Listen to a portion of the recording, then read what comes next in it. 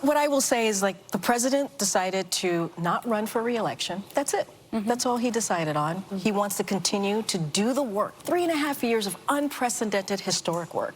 I think that shows what he's capable of doing. I think that shows how important his leadership is. We are public servants. We are. And this president was a public servant for 54 years. 54 years. We're not done yet. We're not done yet. Obviously, he stepped down from running and being the nominee, but he's very much still the president. He still got the job. He still has the job. That was White House Press Secretary Karine Jean-Pierre interviewing for her next job on The View this morning in her first interview since Biden's exit from the race. She claims that old Joe isn't done yet, but it looks like she's called it quits. She hasn't held a real press conference since July 15th. Here now, co-chair of the Republican National Committee, Lara Trump. Lara, it's great to see you. This one kind of gets me a little bit. She's the press secretary. We've got a country to run. We have people in this country who would like to know what's going on. Her boss is sidelined, and she hasn't worked since July 15th. That's not okay. Yeah, Brian, it gets me more than a little bit. This is ridiculous. And by the way, her statements there, he just decided not to run. Oh, you mean he decided was pushed out of the entire thing because his party is now realizing that this is a man who they cannot continue to trick the American people into thinking is okay?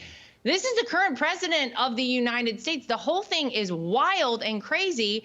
And yeah, she's probably trying out for her next job at The View. Obviously, that one is coming to an end.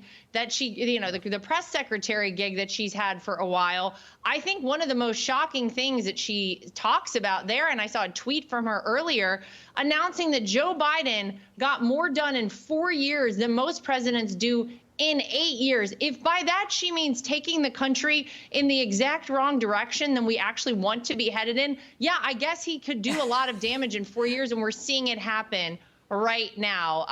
To have lied to the public in the way that Karine Jean-Pierre has, to continue to talk to the American people at those press conferences and tell us Joe Biden is fine, fit as a fiddle, running circles around the office here. It's crazy. And I guess she's realizing she needs to step it up and get a new job soon. Yeah, they let 10 million people into this country illegally. And we didn't get much, to your point, out of her press conferences when she did hold them. So I think she's better off in some ways at The View. But I want to get your take on this. The Atlantic, who we all trust so much, now reporting that Trump allies fear that JD Vance might not be the best running mate with Kamala's name topping the Democrat ticket. I want to get your reaction to this. I'm pretty sure that your father-in-law thought it through and saw the possibility that old Joe was going to have to drop out and still chose JD Vance.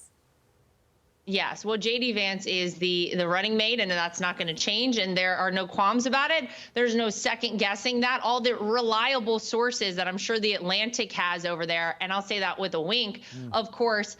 Obviously, this is an attempt to somehow try to distribute some sort of disarray and tell people that, I don't know, maybe there's some contention with the Republican Party. Let me be really clear. What you saw last week at our convention was unity, and unity in a party that I don't think we've seen in generations, guys. So the idea that we're a party that's struggling, that's kind of like unsure as to where we're headed if we have the right candidate, you may want to look over to the other side of the aisle, where I guess it's going to be Kamala Harris who has enough delegates to actually be their nominee for president. We still don't know who her running mate would ultimately be. But this has never been about Trump versus Biden. It's about Donald Trump and the policies that worked for people that he had while he was in the White House for 4 years versus the failed policies of this current administration. And these are Democrat policies. These are policies Kamala Harris owns as well. That is what we'll continue to talk to the American people about. So no issue with JD Vance whatsoever. We're very proud to have him. Lara, just about a minute left, but it is true that if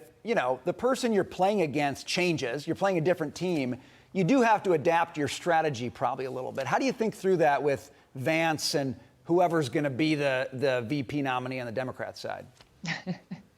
Yeah, well, we're all waiting to see who that person will be. It's amazing that we're 3.5 months out from this presidential election. The Democrats still don't have that identified. But look, I think a lot of this comes down to Kamala Harris herself. And I think a lot of people know who she is, know she was the vice president, but we really haven't allowed her to get out there and really showcase Kamala Harris.